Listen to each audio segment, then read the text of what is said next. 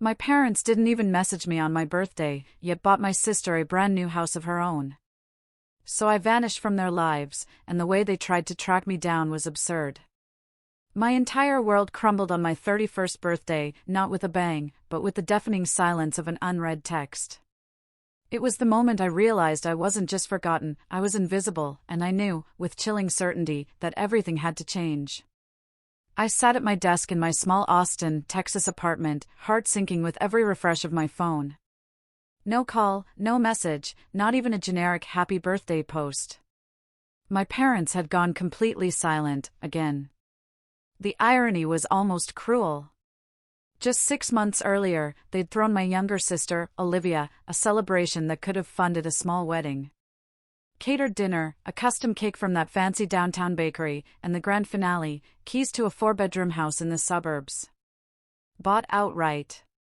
No mortgage. Olivia was 27. She had a decent marketing job, sure, but nothing that screamed ready for homeownership. My parents had simply decided she needed it. They smiled at her like she'd cured cancer when they handed over those keys. My mother actually teared up, talking about investing in her future. I'd been there for that party. I watched it all unfold, sipping cheap wine, forcing smiles. I even helped clean up afterward because that's what the responsible older daughter does, right?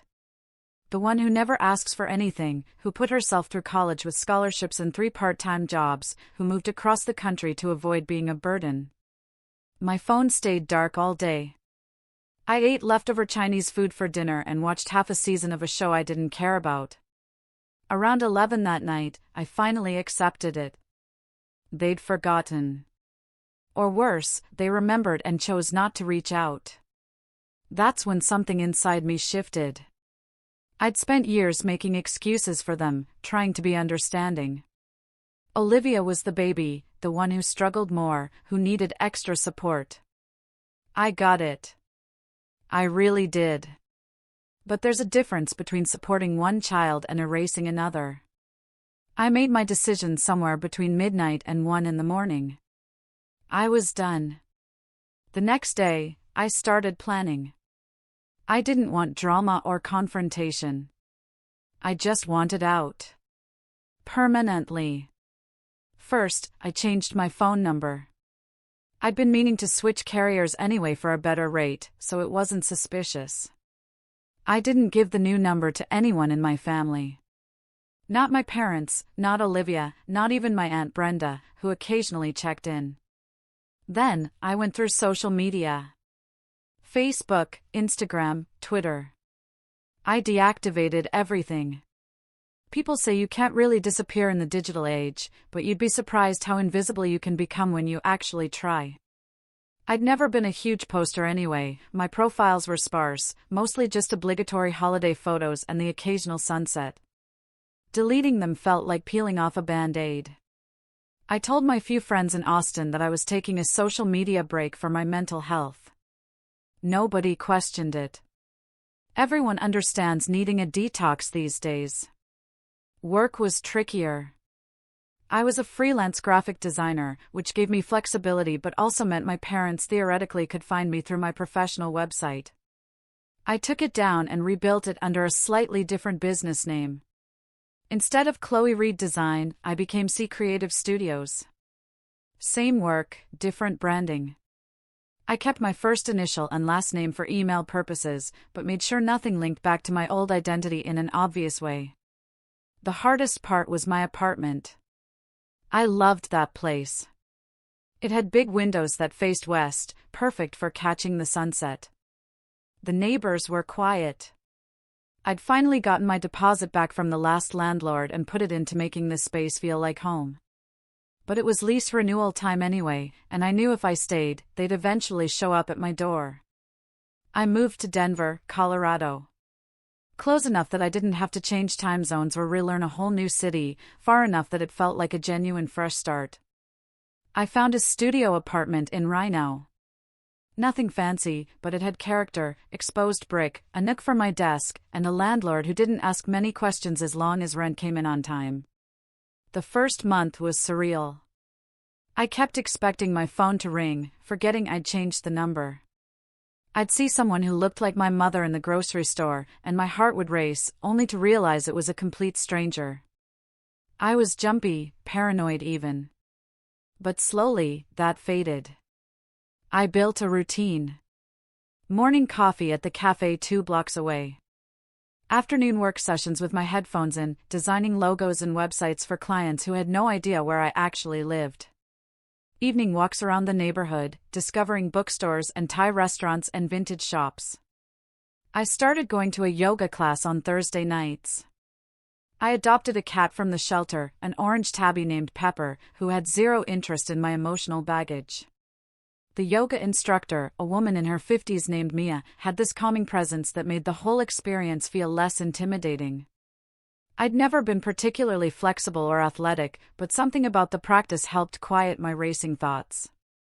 During savasana, lying flat on my back in the dim studio, I'd sometimes feel tears slip down the sides of my face. Mia never commented on it. She just placed a hand gently on my shoulder as she walked past, a silent acknowledgement that whatever I was processing was okay. My new apartment slowly transformed from a blank space into something that felt like mine. I hung string lights across the brick wall, bought plants from the farmer's market even though I'd never kept anything green alive before. A succulent named Steve sat on my windowsill, somehow thriving despite my neglect. I framed some of my favorite design work and hung it above my desk. Small things, but they mattered. I started cooking real meals instead of surviving on takeout and cereal. Nothing fancy. Pasta with vegetables, stir-fry, sheet pan dinners that only required chopping and waiting. There was something meditative about it, the simple act of feeding myself properly. Growing up, family dinners had always centered around Olivia's preferences. She didn't like onions, so we never used onions. She preferred mild flavors, so everything was bland. Now I could add as much garlic and spice as I wanted. It sounds trivial, but those first few meals where I made exactly what I craved felt revolutionary. Work kept me grounded. My clients had no idea about the family drama playing out in the background of my life. To them, I was just C Creative Studios, a reliable designer who delivered quality work on time. I took on a project for a local bookstore that needed a rebrand. And the owner, an elderly man named Arthur, became one of my favorite clients. He'd email me long rambling messages about his vision, always ending with, "But you're the expert. Do what you think is best." The trust felt good. One evening, about 6 weeks into my Denver life, I was walking home from the grocery store when I passed a small art gallery. Through the window, I could see paintings that looked like abstract landscapes, swirls of blue and gray that reminded me of the Rocky Mountain sky. On impulse, I went inside. The gallery was empty except for a young woman at the desk who looked up and smiled. "Feel free to look around. Let me know if you have any questions." I wandered through the space, studying each piece. Some spoke to me, others didn't, but there was something peaceful about being surrounded by art. I stopped in front of a painting that showed a figure walking away down a long road, their form barely distinguishable against the horizon. The title card read by an artist named Jennifer Yun. "That's one of my favorites," the gallery woman said, appearing beside me. "The artist said it's about leaving behind what no longer serves you." "I like that interpretation," I said softly. "Are you an artist yourself?" she asked. "Graphic designer." "Different medium, same creative energy, I guess." We chatted for a while about art and design, about Denver, and what brought me here. I kept it vague. New start, needed a change, the usual script. She introduced herself as Jessica and mentioned they sometimes hosted open studio nights where local artists and designers could network. I took her card, unsure if I'd actually go, but appreciating the invitation. Life became quiet. Peaceful, even. 3 months after I disappeared, my friend Sarah from Austin reached out via email. "Hey, your mom somehow found my number and called me asking if I knew where you were." She sounded really worried. "Is everything okay?" I stared at that email for a long time. Part of me felt guilty. Another part felt vindicated. She was worried now. After months of silence, I wrote back, "I'm fine. Just needed space. Please don't give her any information about me. I'll reach out to them when I'm ready." Sarah responded with a thumbs up emoji and, "You got it." She didn't press for details. That's why we were friends. But my mother didn't stop there. Over the next few weeks, Sarah forwarded me increasingly frantic messages. My mom had apparently gone full detective mode, calling every mutual acquaintance she could remember. Old college friends I hadn't spoken to in years were getting calls. A former coworker from a summer job I'd had when I was 22 got contacted through LinkedIn. My mother was leaving voicemails that ranged from concerned to accusatory. "Chloe might be in trouble. We just need to know she's safe," she'd say. Or, "If you hear from Chloe, tell her we love her and we're worried sick." The audacity was almost impressive. Worried sick? They hadn't even texted me on my birthday. Then came the Facebook post. Olivia sent it to Sarah, who sent it to me with a message, "You need to see this." My mother had created a post on her Facebook page with an old photo of me from Thanksgiving 3 years ago. The caption read, "Our daughter Chloe has been missing for several months. We haven't heard from her and we're desperately trying to locate her. If anyone has any information about her whereabouts, please contact us immediately. We just want to know she's safe. #find Chloe #missing person." I sat on my couch reading that post over and over, Pepper purring in my lap. Missing. She'd made me sound like a crime incident victim. The post had dozens of comments from concerned friends and distant relatives. "Praying for your family. Have you filed a police report? Sharing this now, I hope she's found soon." The manipulation was breathtaking. She turned my decision to step away into a tragedy, positioned herself as a suffering mother, and mobilized an army of people who barely knew me to aid in her search. I wanted to comment. I wanted to write, "I'm not missing. I just don't want to talk to you." But I resisted. Engaging would only give her ammunition. I spent that whole evening pacing my apartment. Pepper watched me with annoyed feline judgment from her spot on the couch. My hands were shaking. Part of me felt powerful. Look what I'd reduced them to, scrambling and desperate. But another part felt sick. This wasn't who I wanted to be. I didn't want to hurt anyone. I just wanted to exist without feeling like a second-class family member. I called Mia, my yoga friend. We'd exchanged numbers after class a few weeks back and had gotten coffee twice. She didn't know the details of why I'd moved to Denver, just that it involved family stuff. Sometimes that was enough. "Can I come over?" I asked when she picked up. "I'm having a really bad night." "Of course. I'm at home. You remember the address?"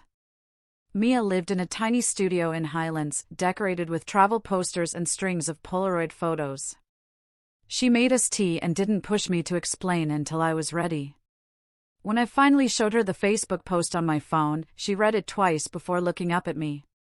"That's manipulative as hell," she said bluntly. "She's making you sound like you've been kidnapped, right? And everyone's eating it up. Look at the comments." She scrolled through them, her expression darkening. "These people don't even know you. They're just feeding into her narrative." She handed my phone back. "What are you going to do?" "Nothing. I can't engage." That's what she wants. Maybe. Or maybe she genuinely doesn't know how to process the fact that her daughter cut her off. Mia curled her legs underneath her on the couch. Not defending her, just saying people do weird things when they're confronted with consequences they didn't expect. She had 31 years to treat me better. "I know, I'm on your side here, but from her perspective, you vanished. She probably can't comprehend that she's the reason why. That conversation stayed with me. Mia was right.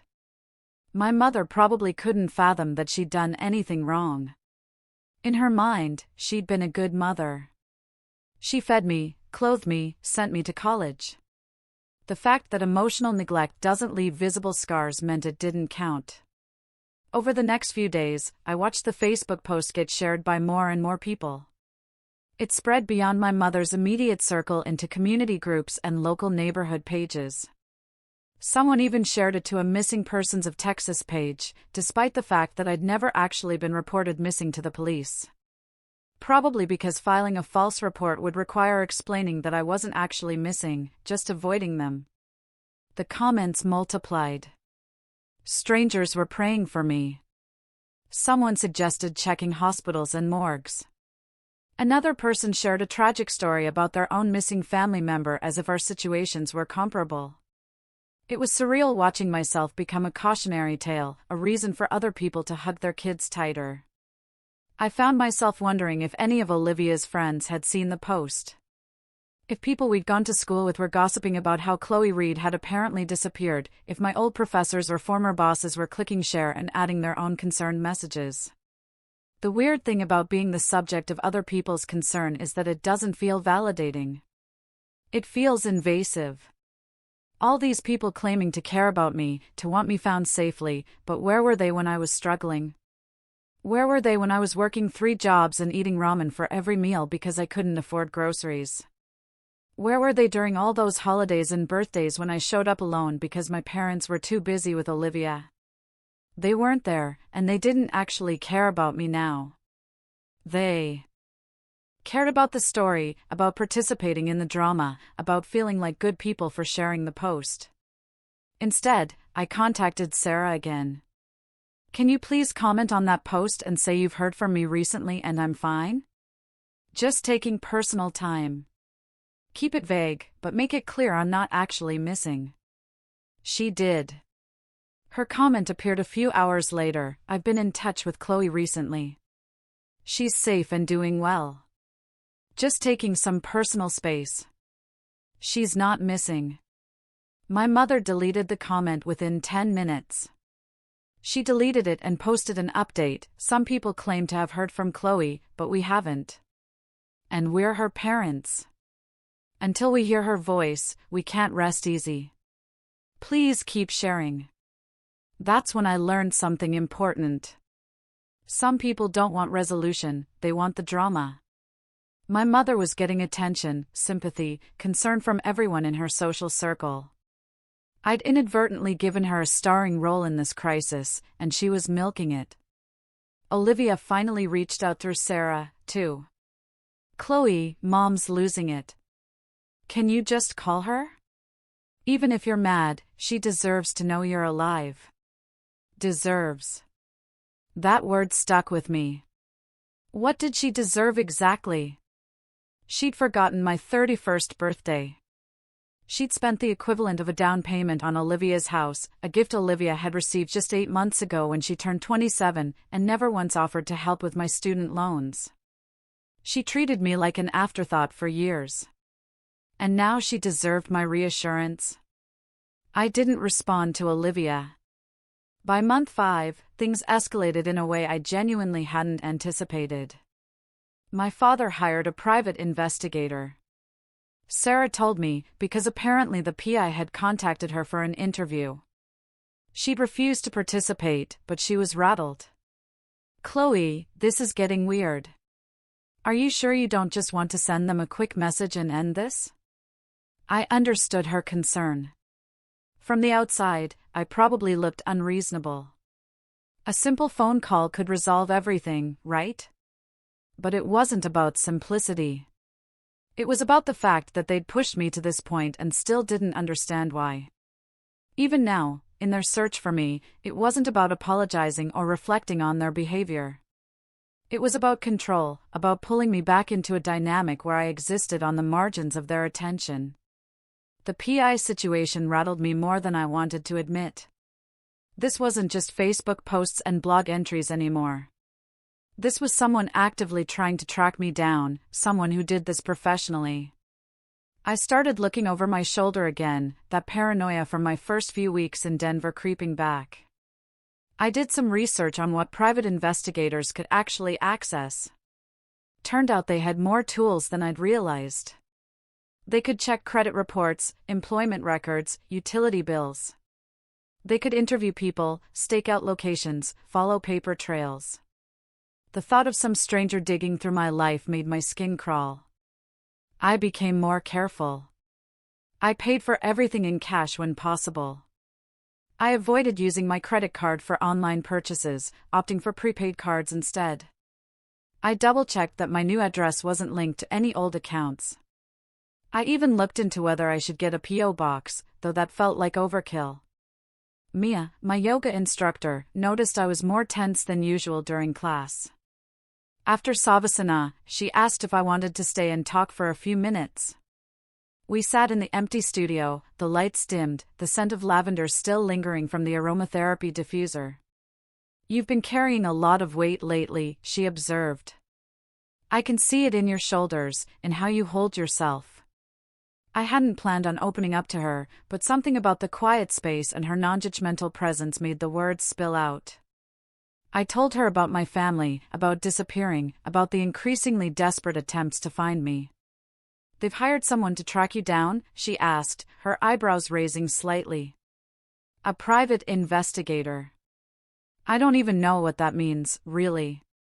Like, is he going to show up at my door? Follow me to the grocery store?" Mia was quiet for a moment. "You know, I had a similar situation years ago. Different circumstances, but I also had to cut off family members who were toxic for me. They showed up at my apartment once, demanded I talk to them. It was terrifying." "What did you do?" "I called the police and got a restraining order. I'm not saying that's what you need to do, but I'm saying you have options if you feel unsafe. You're allowed to protect yourself." The idea of getting a restraining order against my own parents felt extreme. But she was right about having options. I wasn't powerless here, even if it sometimes felt that way. The PI was apparently named Michael Reynolds, according to the business card he'd left with Sarah. I looked him up online. He had a website that looked like it was built in 2008 with stock photos of magnifying glasses and testimonials from people with names like Satisfied Client Number 47. He charged $200 an hour. My father was spending money on this. Real money. I did the math in my head. If Michael had spent even 10 hours on my case, that was $2,000. $2,000 they could have sent me to help with rent or groceries or my student loans. Instead, they were using it to hunt me down. The absurdity hit me all over again. They had money. They'd always had money. They just chose to spend it on Olivia and her needs. And now, on finding me rather than reflecting on why I'd left. I started checking out true crime podcasts, specifically episodes about people who'd successfully disappeared and started new lives. Most of them were running from abusive partners or criminal pasts, situations far more serious than mine. But the practical advice was useful. Don't establish patterns. Bury your routines. Be mindful of surveillance cameras. Keep your circle small. It felt ridiculous living like I was in witness protection because my parents couldn't accept that I didn't want contact. But here I was. They could have used that money to help me pay off my student loans. Just saying. I stayed quiet. I went to work, fed my cat, took my yoga classes. Denver was foggy and gray most days, but I'd grown to love it. The constant drizzle felt cleansing somehow, like the city was washing away my old life drop by drop. Around month 6, Sarah forwarded me the most ridiculous thing yet. My mother had started a blog. An actual blog, titled The Mother's Journey, Finding My Missing Daughter. The posts were something else. She wrote long, emotional entries about how worried she was, how she couldn't sleep at night, how every day without hearing from me was agony. She posted old photos of me as a child, me at my high school graduation, me at Olivia's college send-off party. She wrote about what a wonderful daughter I'd been, how creative and smart and independent. The comment section was full of supportive messages. "You're so brave for sharing this. I'm praying Chloe comes home soon. What a beautiful tribute to your daughter. A tribute like I was gone." I read through every post with a kind of horrified fascination. She'd rewritten our entire history. In her version, we'd been close. She'd been a devoted mother who'd supported all my dreams. My disappearance was inexplicable, a mystery that haunted her every waking moment. There was no mention of Olivia's house. No mention of forgotten birthdays or years of being the lower priority. She'd crafted a narrative where she was blameless, and I was the problem. One post in particular made my blood boil. She'd written about my 30th birthday the year before, describing this elaborate celebration she'd supposedly thrown for me. We had all her favorite foods, she wrote. I made her favorite cake from scratch. Chloe seemed so happy that day. I'll never forget her smile. I'd spent my 30th birthday alone in my apartment watching Netflix. There had been no party, no cake. They called me around 8 at night, a rushed 5-minute conversation where they'd clearly been doing something else the whole time. She was lying. Openly, publicly lying. And people believed her, because why wouldn't they? What kind of daughter disappears without a trace? Clearly, something must be wrong with me. I screenshotted that particular blog post. I don't know why. Maybe as evidence, maybe just to prove to myself I wasn't crazy. The fabrication was so specific, so detailed. She'd written about making chocolate cake with vanilla buttercream frosting, which actually was my favorite, so she'd gotten that detail right at least. She described decorating it with fresh strawberries, setting out balloons, inviting a few of my close friends. None of it happened. Not a single word of it was true. What made it worse was reading the comments from people who knew me. People who would have known they weren't at this fictional party. Yet, nobody called her out. Maybe they assumed their invitation got lost. Maybe they figured they just weren't part of the close friends group she mentioned. Or maybe they could sense something was off but didn't want to cause drama by questioning a worried mother's narrative. I wanted to create my own blog. The real story, what my mother won't tell you about why I left. I could lay out everything chronologically. The forgotten birthdays, the obvious favoritism, the house they bought Olivia while I drowned in debt, the years of feeling invisible. I could include screenshots, dates, receipts, build an airtight case that would dismantle her carefully constructed victim story. But what would that accomplish? I'd look petty, vindictive. The adult daughter having a public meltdown about how her parents didn't love her enough. People would side with her even harder, say I was cruel for airing family business, for hurting a mother who just wanted her daughter back. The court of public opinion was already decided. She'd gotten there first, shaped the narrative before I'd even known there was a story to tell. I closed my laptop and stared at Pepper, who was grooming himself with typical cat indifference to human drama. You've got the right idea, I told him. Just worry about yourself and ignore everyone else. He meowed, which I chose to interpret as agreement. That evening, I went to Jessica's art gallery for one of those open studio nights she'd mentioned. I almost didn't go. The idea of being around people felt exhausting, but staying home meant either ruminating about the blog or obsessively checking to see if my mother had posted anything new. Neither option was healthy. The gallery was crowded with artists and creative types, everyone clutching wine glasses and discussing their work with that mix of pretension and genuine passion that seems unique to art communities. Jessica spotted me immediately and waved me over to introduce me to some other designers. I spent 2 hours there talking to strangers about color theory and typography and nothing that mattered. It was exactly what I needed. When someone asked where I was from, I said, Austin originally, but I've been here in Denver for a while now. Nobody pressed for details. In Denver, half the people you meet are transplants from somewhere else, running from something or towards something new. It's almost a city tradition. A photographer named Daniel showed me his portfolio on his phone. Black and white shots of the city at dawn. I wake up at 4:30 every morning, he said. That's when Denver is most itself. Before everyone else wakes up and projects their own stuff onto it. I thought about that later, walking home through streets that glistened with recent rain. That's what my mother was doing with her blog, wasn't it? Projecting her version of events, her feelings, her narrative onto a situation she refused to understand. But I was doing the same thing in my own way. Projecting my hurt, my anger, my need for vindication onto her actions. Maybe we were both just people stumbling through our own pain. Neither one capable of seeing the other clearly. Or maybe she was just manipulative and I was overthinking it. Probably the latter. That's when I almost broke. I almost called her. I almost sent a message ripping apart every false word she'd written, exposing the truth to all her blog readers and Facebook friends. But I stopped myself because that's what she wanted. She wanted me to engage, to react. The blog wasn't really about finding me. It was about creating a story where she was the victim and I was the villain. If I responded, I'd just be playing my assigned role. So, I did nothing. Month 7 brought a new development. Olivia showed up in Denver. I didn't know she was coming.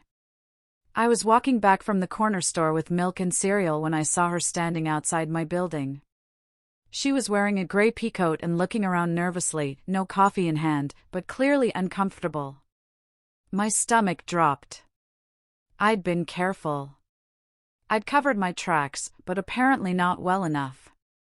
I considered turning around, but she'd already seen me. Our eyes met across the street. For a moment, neither of us moved.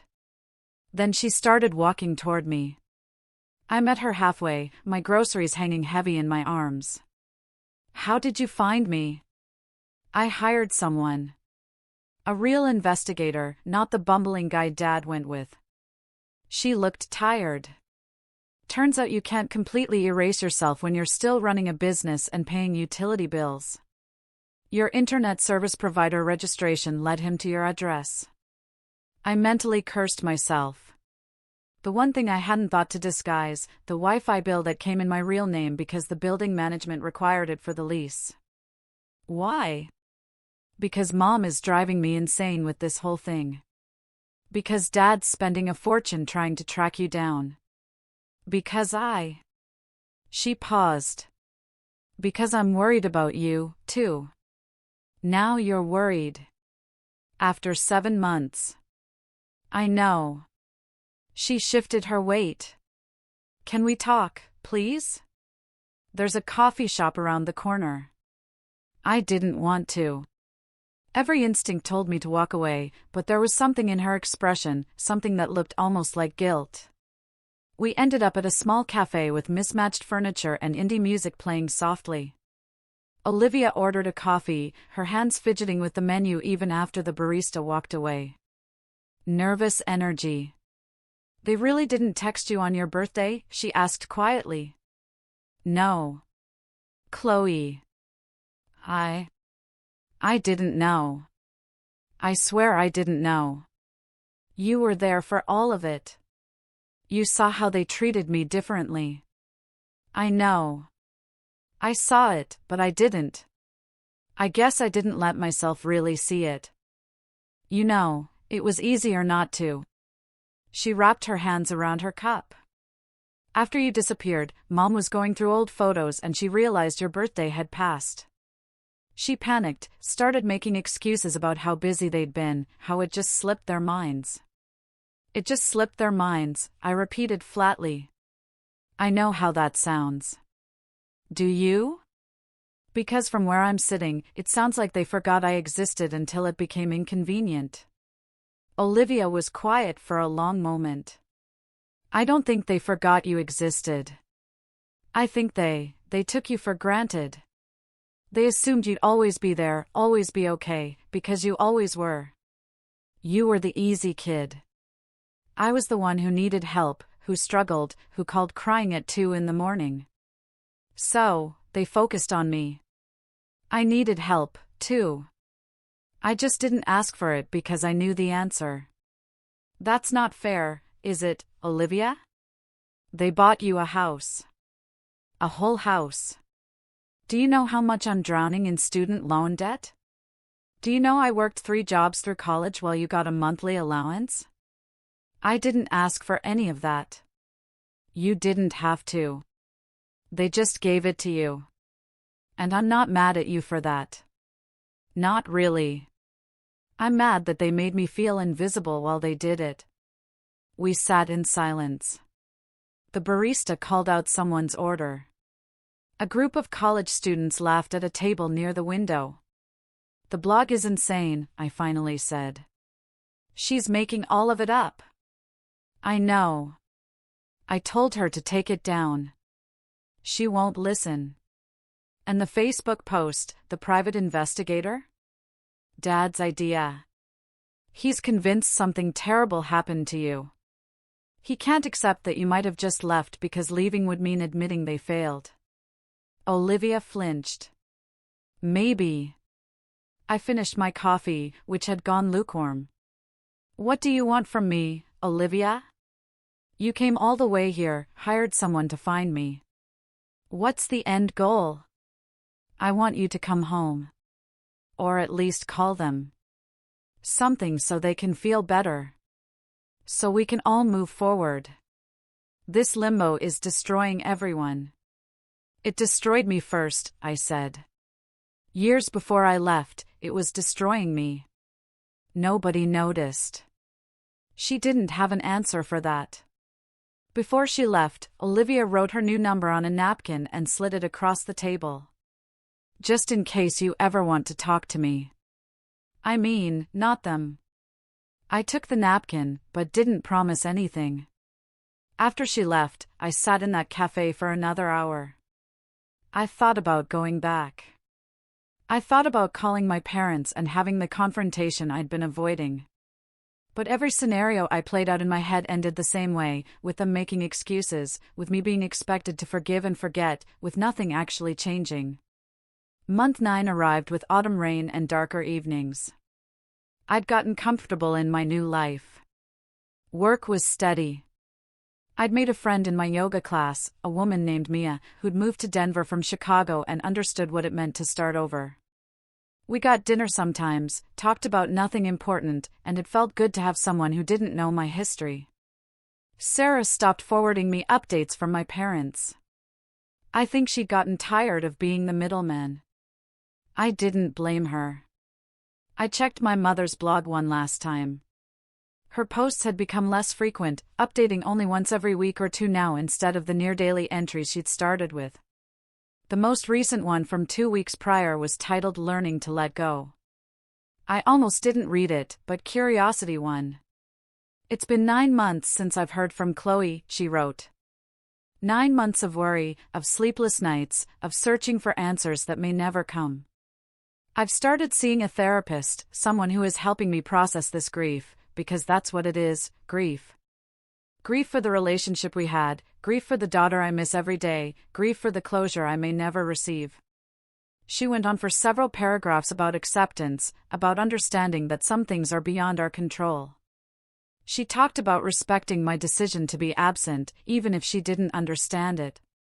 There was no apology, no acknowledgement of what had driven me away, just grief over her loss, as if I'd passed away instead of simply setting a boundary.